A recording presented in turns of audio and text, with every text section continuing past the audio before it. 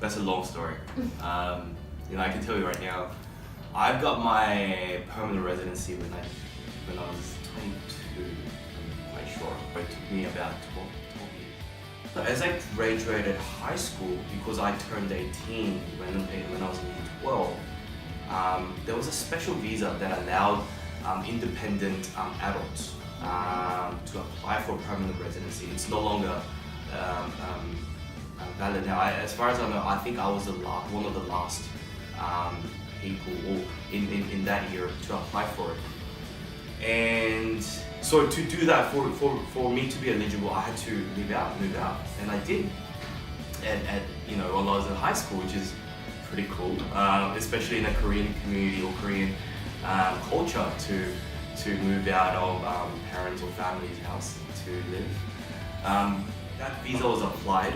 After graduating high school, before I went to uni, I had that long holiday, right? So my first job after high school was at Outback Steakhouse. So I was a server there, and used to work long hours.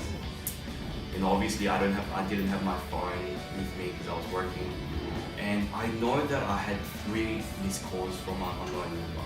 Didn't think much of it. I can't even call back. There was no voicemail, so I thought, oh well, too bad, I missed a call. And then a few weeks later, we received a letter from the Department of Immigration saying that my permanent residency has been refused because they couldn't verify that I was in fact independent, meaning I was living separately, independently of my parents. So we took that to the tribunal, MRT back then, AAT now, and again, it took me 2 years. Now this is where it gets crazy. So that happened, all that happened before I went to uni. So as I got into uni, I didn't have a permanent residency, so I had to enroll myself as a international student, which costed me heaps, thousands of dollars. And so I got in, luckily. So got into law and finance, and on my second year, after 2 years of waiting for the MRT hearing, I had the hearing. I went by myself. I don't know why. I think I could do it because everything was genuine, so I did. And the questions the member asked me was, why do you live away from your parents, all that typical questions. And I think it was good that I was living away from my parents back then, because it really allowed me to focus on what I wanted to do.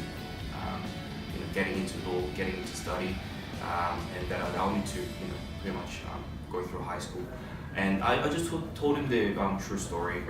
This is that. There was no legal submissions. There was nothing. It was just one-on-one conversation with the tribunal member.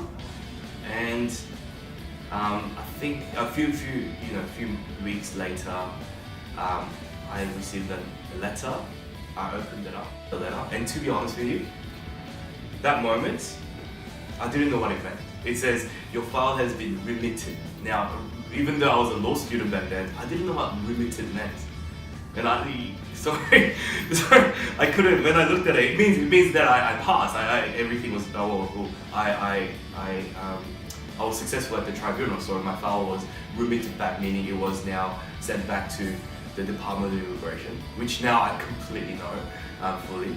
But back then, I was still, I had to look up a dictionary, and then still I wasn't convinced. I don't know. Maybe I'm such a pessimistic guy that I just didn't want to accept it in the first go. But we won. Well, I won, and then my permanent residency is processed, and yeah. I cannot bear to see you leave.